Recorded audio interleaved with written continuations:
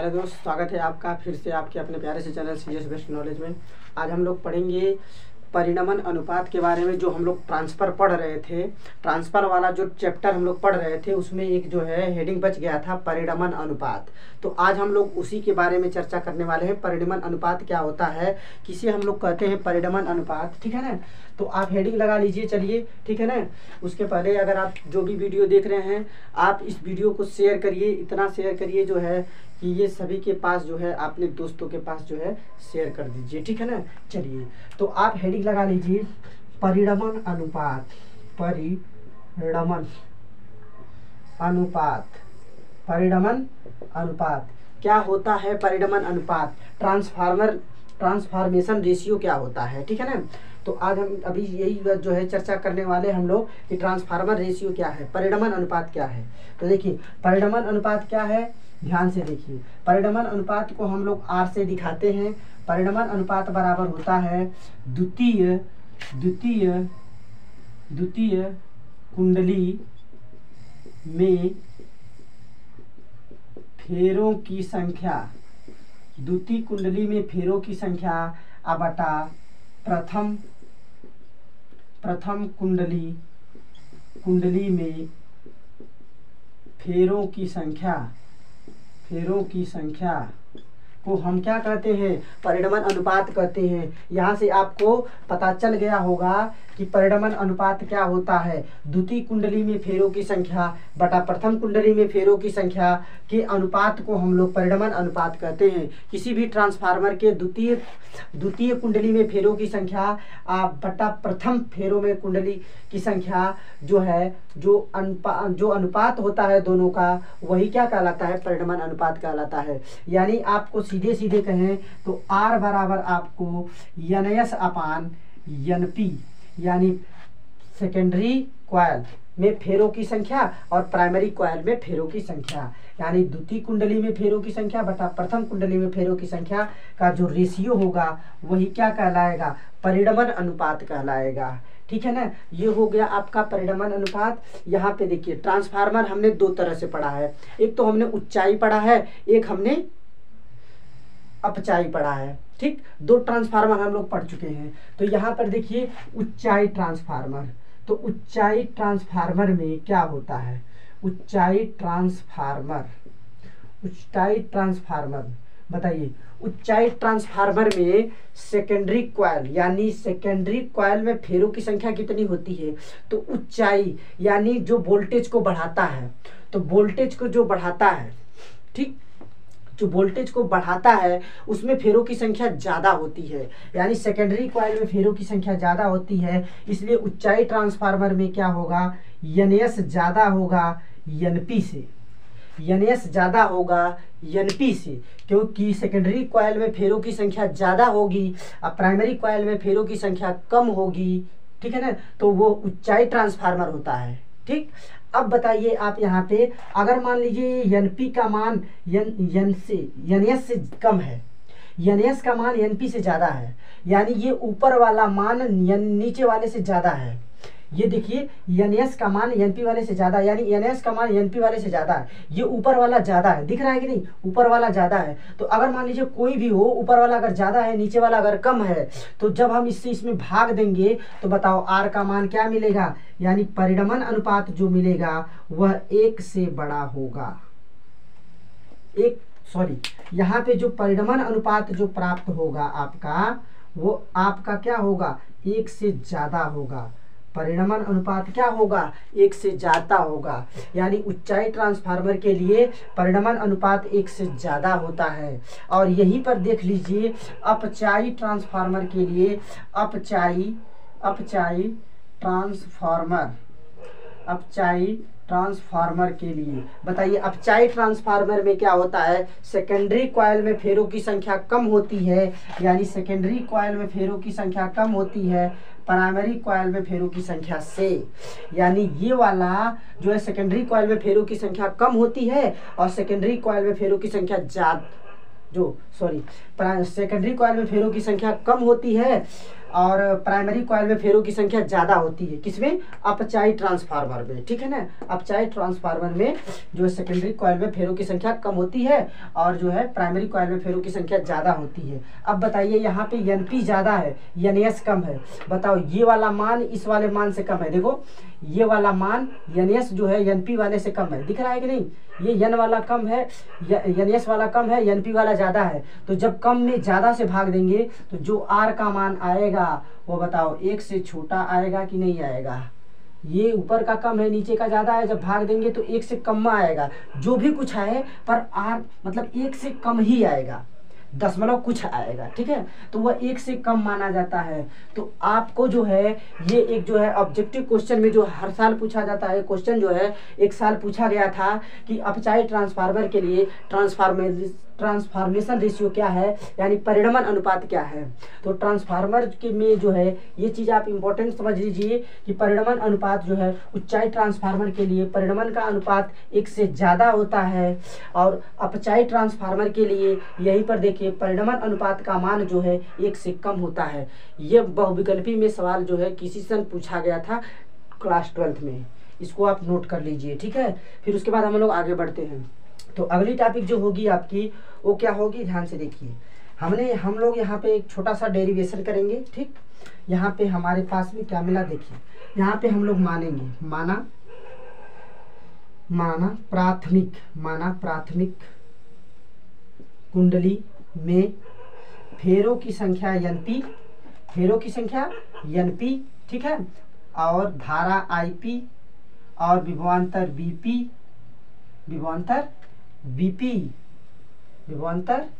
VP और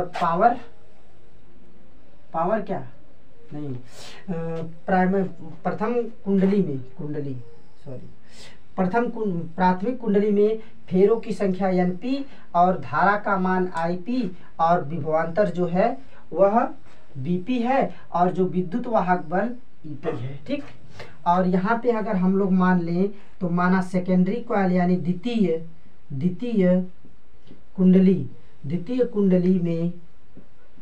कुंडली में फेरों की संख्या NS और उसमें धारा प्रवाहित IP और जो विभवांतर होगा, जो वोल्ट होगा वो VP होगा और जो विभवांतर होगा वह EP होगा, ठीक है।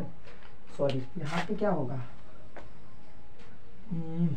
यहाँ पे NS होगा, सॉरी, ठीक है, यहाँ पे NS होगा, ठीक। यहाँ पे जो होगा सेकेंडरी कॉइल में फेरों की संख्या NS और ये जो धारा है IS और जो वोल्टेज है वो VS और जो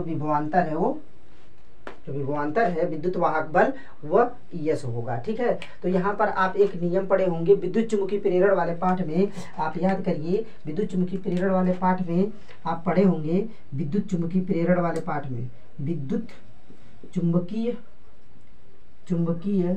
प्रेरण से यहाँ पे आप फार्मूला पढ़े होंगे, E बराबर होता है -N d∅dt। बताइए d∅dt आपने पढ़ चुका है, आप जो है इसके जस्ट पहले वाले चैप्टर में पहले वाले लेसन में आपने पढ़ लिया है कि E बराबर -N d∅dt होता है। इसके आधार पे बताइए यहाँ पे हमारे प्राइमरी कॉइल के लिए क्या होगा। प्राइमरी कॉइल के लिए अगर देखा जाए, प्राथमिक कुंडली के लिए अगर देखा जाए, ठीक है ना, यहाँ पर प्राथमिक के लिए देखा जाए, प्राथमिक कुंडली के लिए अगर देखा जाए तो प्राथमिक कुंडली के लिए जो होगा ये मान होगा विद्युत वाहक बल EP होगा बराबर फेरों की संख्या जो होगा NP होगा और ये फाई तो वही होगा d∅dt होगा। इसको समीकरण नंबर 1 आप मान लेंगे, ठीक है। अब देखिए यहाँ पे अब जो सेकेंडरी के लिए होगा, जो द्वितीय कुंडली के लिए होगा, द्वितीय कुंडली के लिए बताओ यहाँ पे क्या होगा, विद्युत चुम्बकीय प्रेरण से ये होगा ES बराबर -NS d∅dt हो जाएगा और ये होगा आपका सेकेंड इक्वेशन होगा, ठीक। अब हम लोग यहाँ पे क्या करेंगे, समीकरण 1 से जो है समीकरण 1 से समीकरण 2 में भाग दे देंगे, ठीक है। समीकरण 1 से समीकरण 2 में भाग दे देंगे। तो समीकरण 1 से समीकरण 2 में जब भाग देंगे तो यहाँ पे हमारा मिलेगा ES/EP बटा हो जाएगा N S D five by D T बटा ये हो जाएगा N P minus N P D five by D T हो जाएगा। यहाँ से देखिए ना, जब समीकरण 1 से समीकरण 2 में जब हम लोग भाग देंगे तो ये वाला ऊपर हो जाएगा, ये वाला नीचे हो जाएगा। यहाँ से देखिए D five by D T cut जाएगा, माइनस से माइनस कट जाएगा, तो यहाँ पे आ जाएगा ई एस अपान ई पी बराबर हो जाएगा N S upon N P. तो यहाँ से आपका एक आर का मान प्राप्त हो गया कि आर का मान हम लोग पढ़े थे ना ये वाला कि एन एस बटा एन पी बराबर यहाँ से ये मिल गया ई एस बटा ई पी। ये आपका प्राप्त हो गया आर का मान। ठीक है, चलिए इसको आप नोट कर लीजिए, फिर आगे बढ़ते हैं। ये आपका फार्मूला है, समान सवाल जो है लगेंगे इस पर, इसको आप नोट कर लीजिए। मैं साइड हट जाता हूँ, इसकी शॉट ले लीजिए, आगे बढ़ते हैं। ठीक है, ठीक, आई होप कि आपको पूरी तरह समझ में आ रहा होगा। अगर आपको पूरी तरह समझ में आ रहा है अच्छी तरह से तो आप जो अपने दोस्तों के साथ शेयर करना ना भूलिए। ठीक है, चलिए आगे बढ़ते हैं। चलिए अब हम लोग पढ़ेंगे थोड़ा सा, देखिए आप जो है यहाँ पे एक चीज़ हम लोग पढ़ेंगे, एक हेडिंग लगा लीजिए आप, इसमें छोटी सी हेडिंग है कि जो होता है ये क्या करते हैं, ये जो ट्रांसफार्मर होता है ना ये शक्ति नहीं बदलता है। आप नोट कर लीजिए इसको, जो ट्रांसफार्मर होता है, ट्रांसफार्मर शक्ति नहीं बदलता, शक्ति को नहीं बदलता है। ये बात आप नोट कर लीजिए। ट्रांसफार्मर किसको बदलता है? प्रत्यावर्ती वोल्टेज को बदलता है, शक्ति को नहीं बदलता। जो शक्ति होगी द्वितीय कुंडली में वही शक्ति होगी प्रथम कुंडली में, यानी शक्ति को चेंज नहीं करता। तो यहाँ पे जो होगा वहाँ पे हो जाएगा, यहाँ पे प्राथमिक कुंडली में शक्ति जो होगी, यानी प्राथमिक कुंडली में जो शक्ति होगी पी, ठीक, और वही होगी जो द्वितीय कुंडली में, यानी पी एस जो शक्ति होगी वह द्वितीय कुंडली में शक्ति होगी, जो द्वितीय कुंडली में शक्ति, यानी जो प्रथम कुंडली में जो शक्ति होगी वही शक्ति जो है सेकेंडरी मतलब सेकेंड वाली कुंडली में भी वही शक्ति होगी। समझ में आया? चलिए अब हम लोग यहाँ पे क्या करेंगे, हम लोग एक फार्मूला पढ़े हैं P बराबर वी आई, हम लोग एक फार्मूला पढ़े हैं शक्ति P बराबर वी आई। तो बताओ यहाँ से शक्ति P बराबर वी आई बराबर क्या होगा, यहाँ पे हो जाएगा आपका P और बराबर पी एस। P का मान यहाँ पे रखेंगे तो बताओ P प्राइमरी कॉइल के लिए क्या होगा, प्राइमरी कॉइल के लिए क्या होगा, ये हो जाएगा VP, धारा हो जाएगा IP बराबर सेकेंडरी कॉइल के लिए क्या होगा, V हो जाएगा VS, धारा हो जाएगी IS। यहाँ से यदि हम प्राप्त करें तो यहाँ पर हो जाएगा VP अपान VS बराबर ये हो जाएगा IS अपान IP। ठीक, तो यहाँ से आपका एक फार्मूला मिल गया। और अभी हमने एक फार्मूला यहाँ पर पढ़ा है, R बराबर हमने पढ़ा NS बटा NP बराबर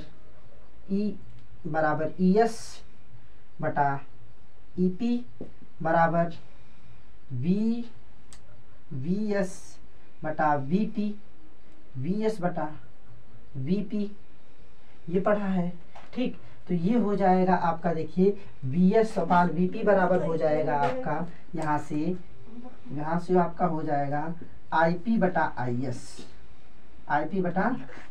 देखिए ये आपका फार्मूला प्राप्त हो गया, जो कि आपका सवाल लगेगा R बराबर NS अपान NP, ES अपान EP, VS अपान VP बराबर IP अपान IS। यहाँ पे धारा पर ध्यान दीजिएगा, IP अपान IS है, ठीक है ना। यहाँ पे देख लीजिए, यहाँ से जब चेंज करेंगे ना तो ये इसी तरह से बन जाएगा। ठीक है, आप नोट कर लीजिए इसको। ठीक, आगे बढ़ते हैं।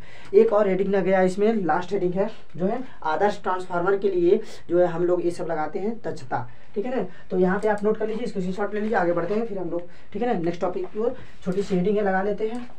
चलिए, तो ये जो हेडिंग आप लगाएंगे इसमें आप हेडिंग लगा लीजिए, बहुत ही शानदार हेडिंग है। ठीक है ना, यहाँ हेडिंग है आपकी ट्रांसफार्मर की दक्षता क्या होती है। ठीक है ना, ट्रांसफार्मर की दक्षता क्या होती है। ठीक, तो सबसे पहले आप इसमें नोट करेंगे पहला पॉइंट करके, इसे ईटा से प्रदर्शित करते हैं, इसे ईटा से प्रदर्शित करते हैं, इसे ईटा से प्रदर्शित करते हैं। ठीक, ईटा बराबर होता है, देखिए ईटा बराबर होता है, ईटा बराबर आपका हो जाएगा, ईटा बराबर आपका होगा यहाँ पे शक्ति, प्राइमरी कॉइल, सेकेंडरी कॉइल में शक्ति, प्राइमरी कॉइल में शक्ति, यहाँ पे हो जाएगा प्राथमिक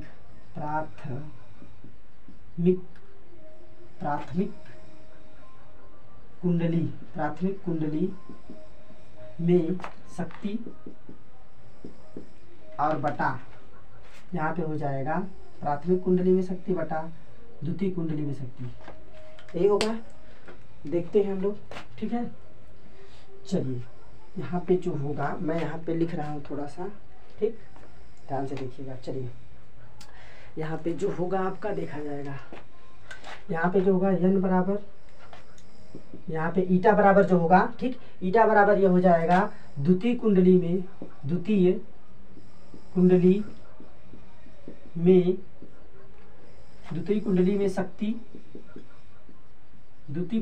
शक्ति, ठीक, और बटा प्रथम यानी प्राथमिक कुंडली में शक्ति और गुणे 100, ये दक्षता होती है किसी भी ट्रांसफार्मर की। प्रथम जो द्वितीय कुंडली में शक्ति और बटा प्राथमिक कुंडली में शक्ति गुणे 100 को हम लोग कहते हैं किसी भी ट्रांसफार्मर की ये दक्षता होती है, ठीक है ना। शक्ति का जो रेशियो होता है, ठीक, शक्ति का जो रेशियो होता है यानी ये परसेंटेज में होता है, ठीक, ये प्रतिशत में आता है, ठीक। ये जो है किसी भी जो है दक्षता क्या होती है, किसी भी आदर्श ट्रांसफार्मर की जो है ये दर्शाता है, किसी भी आदर्श ट्रांसफार्मर को इसकी दक्षता के ऊपर बनाया जाता है। अभी देखिए जो हमारे गांव में जो आसपास जो लगे होते हैं जो ट्रांसफार्मर, वो आदर्श ट्रांसफार्मर नहीं होते। आदर्श ट्रांसफार्मर किसे कहते हैं? आदर्श, जैसे मान ली किसी भी आदमी के मतलब किसी भी पेरेंट्स का आदर्श लड़का है, तो आदर्श लड़का कौन होगा? जो उसकी आज्ञा का पालन करे, बात माने, हर एक चीज़ करे। तो उसी तरह से आदर्श ट्रांसफार्मर होता है, ठीक है ना। तो आदर्श ट्रांसफार्मर ये उसकी दक्षता बताती है कि वो आदर्श ट्रांसफार्मर है कि नहीं है। अभी देखिए हमारे जो आसपास जो ट्रांसफार्मर लगे हुए हैं उसकी जो दक्षता जो होती है वो लगभग जो उसकी दक्षता होती है 94 से 95% होती है। दक्षता जो होती है उसकी वो लगभग 94 से 95% तक होती है। यानी 100% दक्षता वाला ट्रांसफार्मर जो है संभव नहीं है, और न तो होता है, ठीक है। तो चलिए, आई होप कि आपको समझ में आया होगा, ठीक। आज के लिए इतना ही रखते हैं, तब मिलेंगे अगले वीडियो में, तब तक के लिए बाय बाय, थैंक्स।